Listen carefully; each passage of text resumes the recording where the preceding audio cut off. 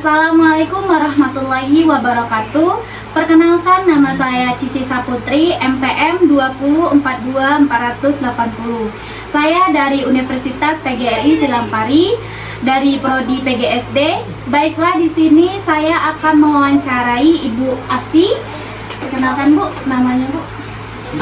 Nama Asi Wihardiani, pekerjaan kepala sekolah di SDN 2 Lubukmin, Kecamatan Selangit.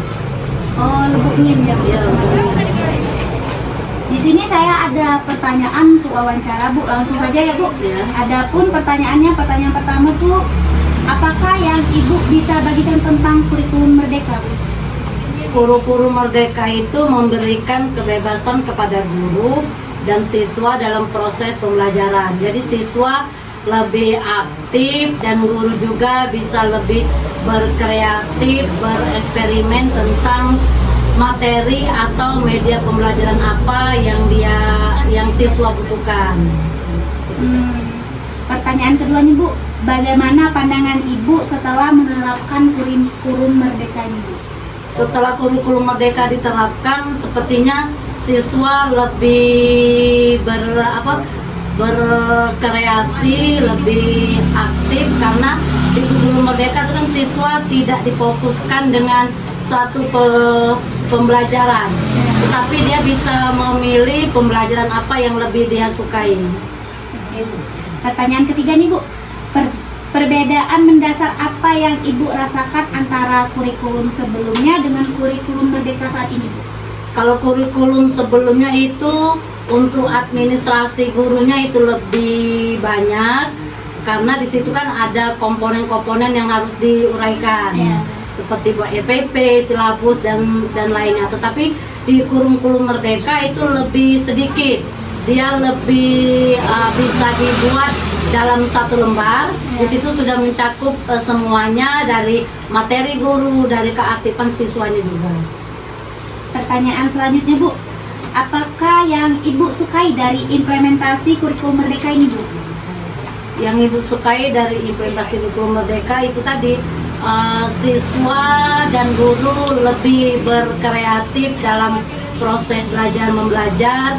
Kemudian siswa diajak dalam proses belajar itu dia bersifatnya seperti bermain, tidak mesti monoton mengikuti pelajaran itu tidak, tapi bisa kita ajak keluar kelas, misalnya dalam segi pembelajarannya.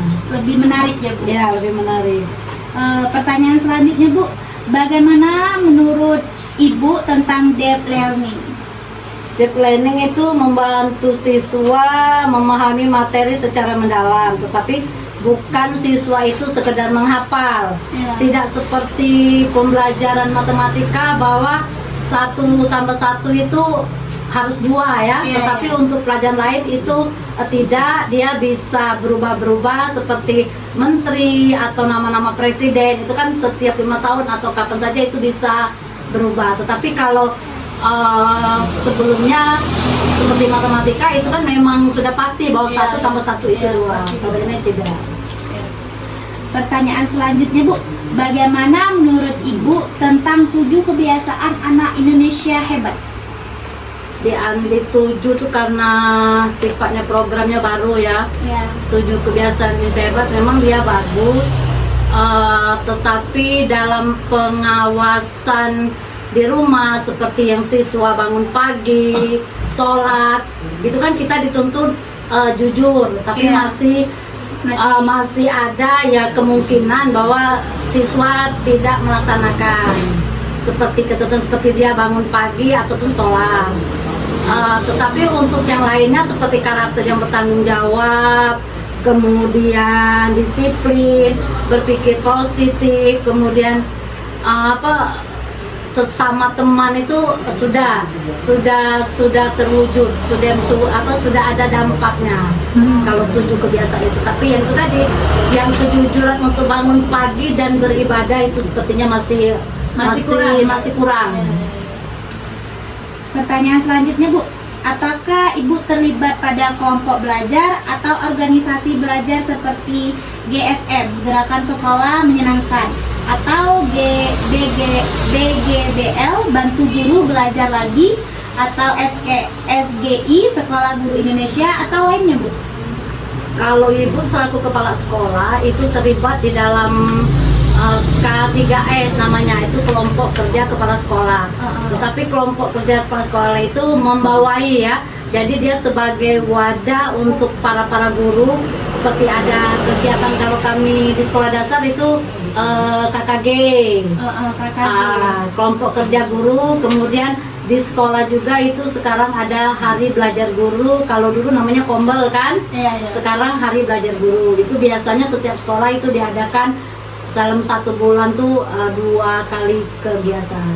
2 kali kegiatan Ya, dalam sebulan? Ya minimal lah dua kali. Ada juga yang 1 minggu. Tapi kalau 1 minggu itu kayaknya terlampau dekat waktunya. Tapi kalau 2 minggu kita bisa. Jadi program apa yang akan kita laksanakan itu bisa dilaksanakan.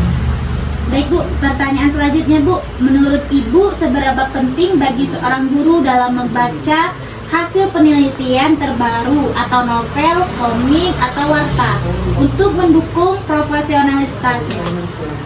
Membaca itu kan salah satu literasi ya. Iya. Nah, literasi memang perlu seorang guru, perlu yang namanya literasi, baik itu di dalam pembacaan yang dikatakan tadi seperti novel ataupun yang komik yang lainnya. Tidak menutup kemungkinan ya, tetapi lebih seharusnya guru itu membaca bisa digunakan di jam-jam mengajar di ruang perpustakaan kan ada. Jadi banyak buku-buku, atau sekarang juga sudah banyak media medsos kan, bisa lewat HP atau lewat apa. Literasi yang dibaca itu biasanya seharusnya berhubungan dengan dunia pendidikan. Berarti itu penting ya, Bu, untuk ya penting, yang setidak-tidaknya dia menambah wawasan. Jadi jangan sampai guru itu hanya tahu hal-hal yang itu saja, tetapi tidak ada perkembangannya. Jadi perlu literasi. Baik, Bu, pertanyaan selanjutnya, Bu. Menurut Ibu, seberapa penting bagi seorang guru dalam menulis buku atau artikel atau tulisan ilmiah di media digital? Kalau dianggap penting, itu penting ya. Tetapi itu kayaknya untuk guru kesulitan dia menulis itu karena tidak terlatih. Ya memang dalam kami juga ada sih seperti karya ilmiah untuk naik pangkat tuh ada ya. Tetapi kalau yang khusus untuk di media sosial, medsos, guru kayaknya sebenarnya dia tuh bukannya tidak bisa ya, tetapi untuk mencobanya tuh masih ada rasa tidak percaya diri, rasa kaget tidak bisa itu. Tapi seharusnya itu penting. Iya, seharusnya penting. Untuk seorang guru itu membuat seperti dikatakan tadi kan karya ilmiah itu. Baik, Bu, pertanyaan selanjutnya. Apakah terdapat pengalaman mengajar yang dapat dibagi untuk membantu kami, Bu, mahasiswa dalam mencintai profesi guru ini, Bu? Pengalaman mengajar. Ya setidaknya sebelum seorang guru itu memberikan materi, guru itu harus tahu dulu karakteristik siswa yang akan diajar. Karena kan di dalam satu kelas itu tidak semua siswa itu sama. Karakteristiknya berbeda, ada yang mudah nangkap pelajaran, ada yang kurang. Jadi untuk kita memotivasinya, ajak siswa itu jangan langsung masuk ke materi, tetapi mengenalkan dulu, ajak dia dulu bermain, ya kemudian baru masuk ke intinya, baru masuk ke inti materi. Dengan begitu kita kan bisa langsung memahami mana sih siswa yang fokus belajar dengan yang tidak fokus belajar. Berarti kayak gitu ya, Bu. Pertanyaan selanjutnya, Bu, apakah terdapat buku yang dapat direkomendasikan, Bu, untuk kami mahasiswa dalam menjalani pendidikan keguruan sehingga bisa menjadi guru bertanggung jawab ke depannya, Bu? Kalau untuk guru itu sepertinya perlu buku-buku kayak psikologi ya. Guru psikologi pembelajaran, karena psikologi pembelajaran itu mencakup karakteristik siswa. Kita bisa kalau kita sudah belajar psikologinya kan berarti kita sudah bisa memahami. Intinya itu dulu, karena kalau kita sudah memahami bagaimana kita selaku seorang guru, itu kita bisa walaupun siswa itu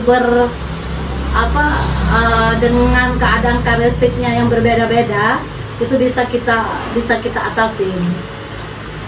Pertanyaan terakhir nih Bu, keterampilan apa yang Ibu guru sarankan untuk kami mahasiswa nih Bu pelajari agar menjadi guru ideal Bu? Kalau keterampilan itu ya kayaknya sih tinggal tergantung di individu masing-masing ya. Kita tidak bisa memaksakan si A harus bisa di seni budaya, tidak bisa. Karena ada satunya mungkin dia tidak ada hobi di dalam seni budaya ya, tetapi kita kalau selaku guru SD ya, khusus guru SD itu memang dituntut harus bisa. Jadi kalau saran ibu, walaupun kita itu tidak bisa semaksimal mungkin, tetapi kita harus bisa dalam teorinya harus bisa. Nanti masalah prakteknya kita kayak berjalan ya, kita berguyur lama-lama kan nanti bisa lama-lama Terbiasa ya? Jadi harus itu tadi, memang guru kelas itu harus dituntut serba bisa dari segi apa saja. Itu saja Bu pertanyaan yang saya tanyakan kepada Ibu. Baiklah teman-teman, itu saja yang dapat saya wawancarai kepada Ibu Asih. Apabila saya ada kesalahan, saya mohon maaf. Kepada Allah saya mohon ampun. Saya akhiri, wabillahi taufiq walhidayah. Wassalamualaikum warahmatullahi wabarakatuh.